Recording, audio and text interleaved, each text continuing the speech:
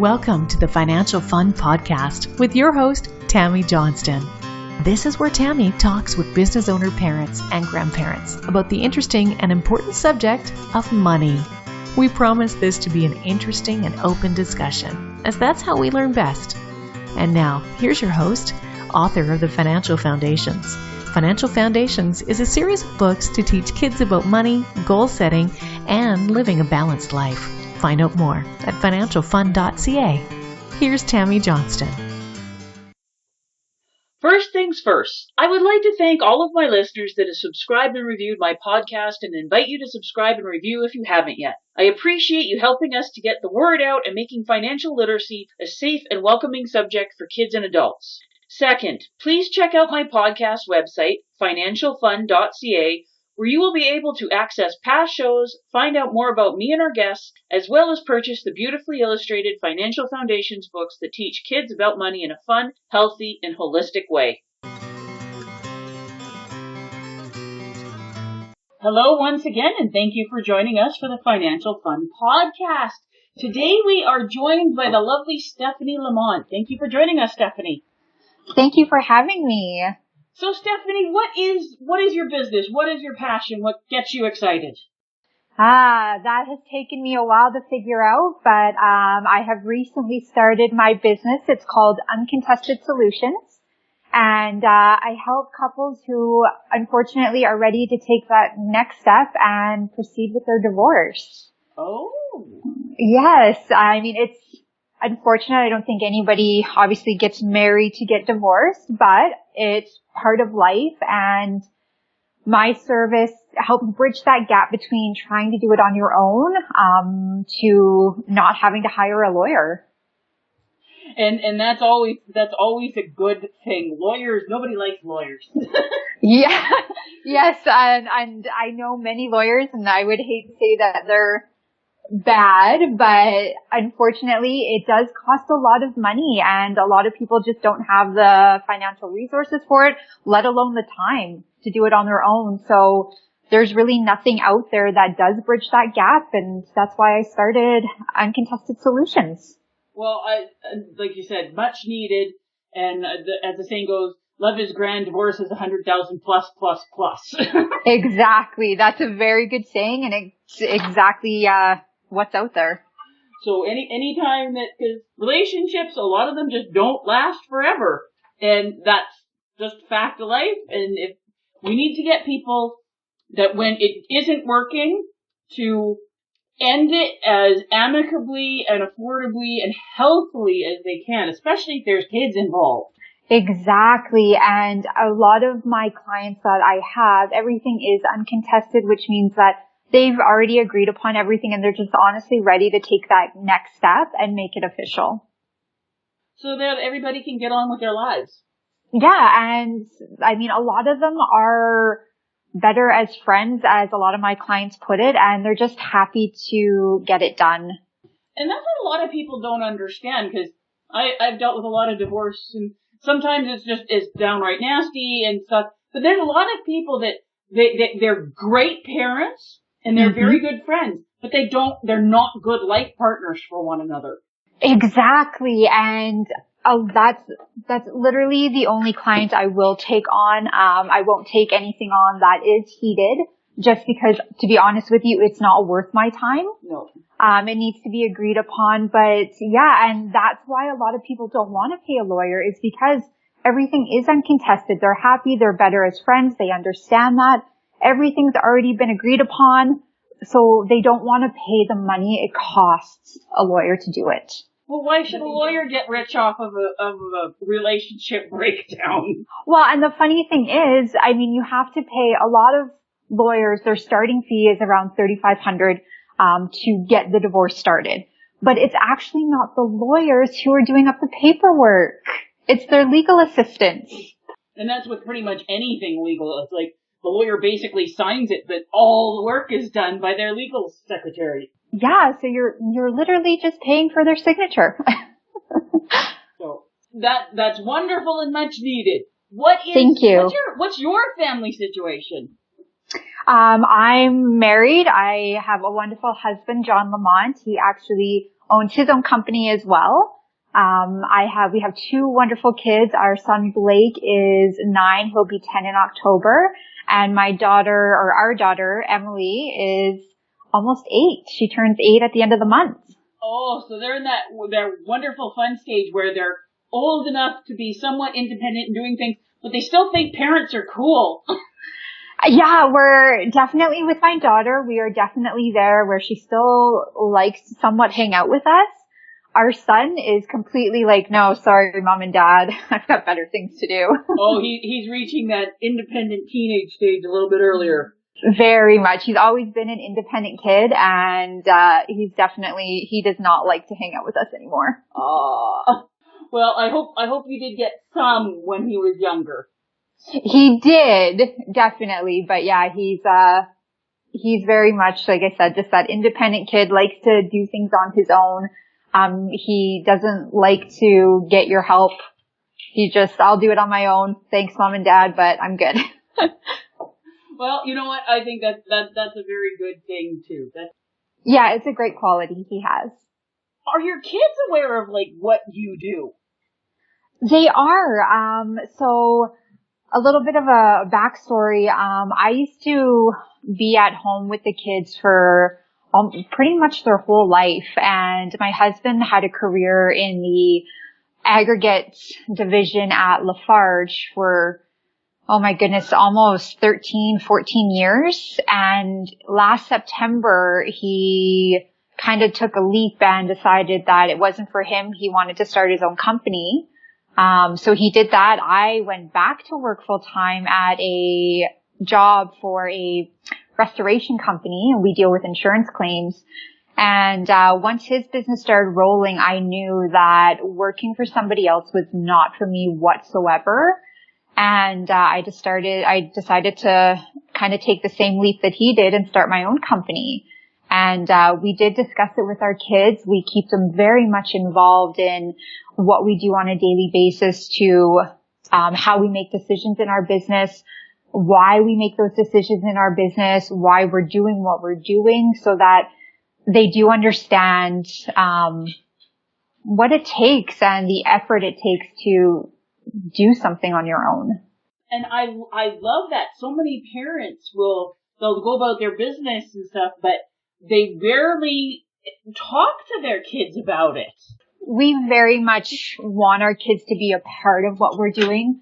We have really huge goals for our family, and that includes them. So they need to understand that the amount of time that we're putting into our business right now, and we're talking many, many hours a week, to make sure that in the long run, we'll be able to gain our time and our financial freedom back. But we do have to have that sacrifice up front. Yeah, it's heavy investment when you're getting it off the ground. Exactly. And it takes away from our family time. So we do our best to involve them in everything we do, from every decision we make to hopefully helping them understand why we're doing what we're doing. Well, and when you're involving them, like you said, I absolutely love that, because that's the best way for them to learn. Are they asking questions? And if they are, what are some of the questions that they're asking you?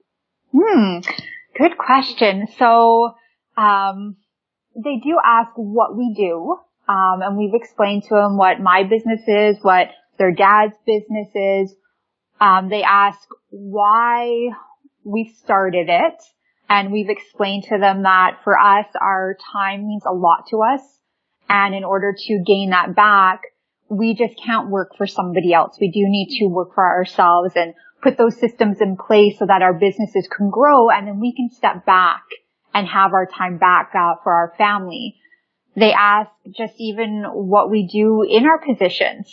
The other day, our son was texting my husband and asking Dad, "Hey Dad, what are you doing?" "I'm at the office." "Oh, what are you doing at the office?" "I'm working on my webinar." "Oh, what's a webinar?" So they're very inquisitive that way, which is fantastic, because then we can explain to them what systems are, how we're putting them into our business so that it can run itself, how a webinar will be able to make our financial situation so much better while we're sleeping. And when you're talking about the financial situation, like you said, I absolutely love that you're talking about the business and the money and stuff. What are some of the things that you're working on teaching them about money and how you're making it? And what are some of the questions they're asking around that? Because you say we have big goals and we want to be financially free and earn our time back. How are those conversations going? Well, so for the most part, they don't ask a whole lot about the money situation. I mean, we're trying to teach them and that, the picture of the mansion we have on our vision board, it's not something we can go buy tomorrow. And which they do ask, hey dad, when are we going to go buy this? So we're trying to teach them that you do have to have patience because to start a business, it is about investing a lot up front. It's about what you gain after you kind of get through those ups and downs of a business. So it really isn't that they're asking about the money part of it. They're very inquisitive on when are we going to get to those goals. In our house, we have a vision board front and center on our main floor that we add to it. We get our kids to add to it. We talk about, the goals that we do have up there. And that's what they're asking more about. Like, when do we get to do this? When do we get to have that? What are some of the things that the kids put on the vision board? So my son is very big into cars. So he has a car up there. My daughter loves the concept of traveling and seeing different places. So she's actually got quite a bit of, tropical destinations put up there. Oh yeah, that's my girl. Yeah. She's a very big beach girl. She loves her beaches. So we have a lot of pictures of beaches up there. We've got some pictures of houses that we would love to have, one on a lake, one in the mountains. We've got boats up there, some great quotes to keep us motivated. So are you seeing any budding entrepreneurial spirit with your kids, considering both you and your husband are entrepreneurs? I do. So our kids do ask us how they can make money in a way that they don't have to work, so to speak. They're not interested in having a job? They are not interested in it at all.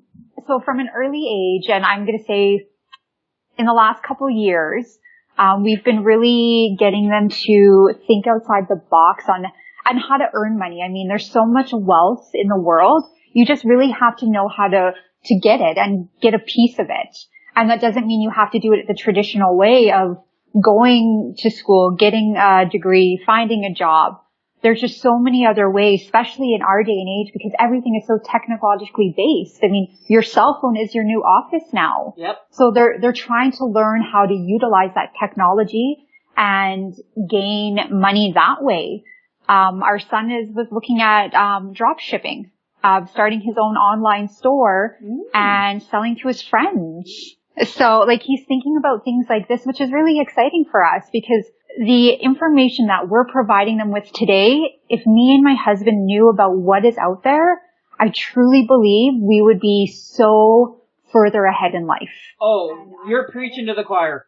Yeah, like I'm so thrilled that we're learning it now and we're able to teach our kids at such an early age so that when they're in their late teens, early 20s, they will have what we're aiming for right now. And I'm with you.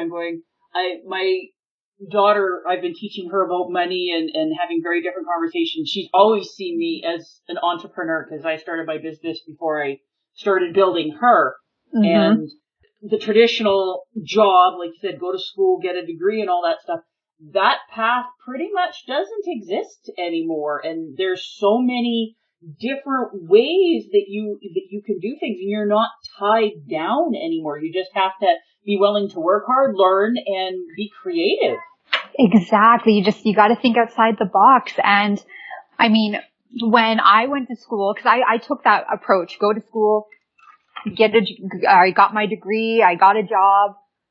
But there's so many jobs out there now that are in jeopardy because of advancements in technology. And I want to make sure my kids get that same lessons in life that I'm learning now so that they don't have to depend on a job and be worried about their security. they'll own their own position, they'll own their own company, and instead of worrying about the economy, they are going to make their own economy. Yeah, they'll have as many sources of income as they want to go looking for.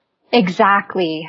Much better way of doing it. And what are some of the goals you have for teaching the kids? So like, you guys are obviously very involved with your business and bringing your kids in it. Do you guys have kind of certain milestones that you're trying to, okay, this is the things that we want them to understand by certain stages? Not necessarily milestones.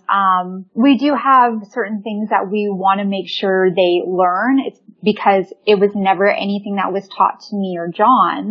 And some of those things being that you don't need to trade your time for money. That's what we were taught, and that's what we did for the first 10 to 12 years outside of high school. And I want them to know that you don't have to do that. I want them to know that find something you do love and you are passionate about, because I think that's what drives you to become the greatest person you could possibly be. But take it to a new level.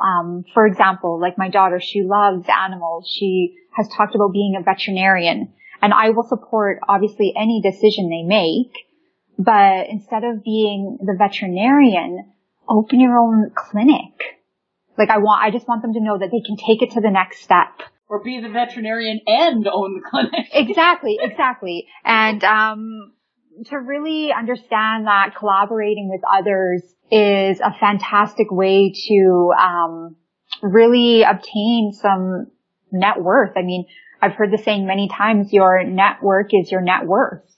Yeah, and that's what a lot of people don't get. They think that success, yes, they have to put their nose to the grindstone, they have to work really hard, but it's the connections that we make and the giving and the receiving and the sharing of ideas and the collaborating, like you said, that really creates wealth. And it's not, okay, if you get some, I'm getting less. No, let's create a bigger and better pie for everybody. Exactly. And I think a lot of people miss that point, and it's something we really work on. Both myself and my husband, John, we are always out networking to see who we can collaborate with, because you don't know when the next idea is going to come and you don't know who it's going to be with. So we do our best to definitely drive that home to them. I just absolutely love that. So if you and your husband could make sure that your kids understand 3 things about money, what are the 3 things you would want them to know when they're out on their own, so that you feel that you've been successful in giving them the most important pieces? Good question. I definitely want them to know that they can use the money they have and get their money working for them. I think that's a really important one, and it's something that we're definitely not taught. I want them to know that there is an abundance out there, and you just have to understand how the world works and how to think outside of it to gain access to it. And I would really like them to understand that really utilize what tools you have already. And for them, they've been taught at such an early age how to use a cell phone and how to use a computer, to take advantage of that and utilize it to the best of their ability. I mean, this world is so different from, like I said before, like everything is digital. And it's so easy now to make money in your sleep. And I don't want them to ever be worried about money and finances, that there's equal opportunity now for everybody. I love that. So thank you so much for taking time out of your busy day to be on the podcast. It was great having you. This was amazing. A great experience that I'm excited to share with John and the kids. Wonderful. Well, you have a great day. Thank you so much for having me on. I really appreciate it. And you yourself have a great day.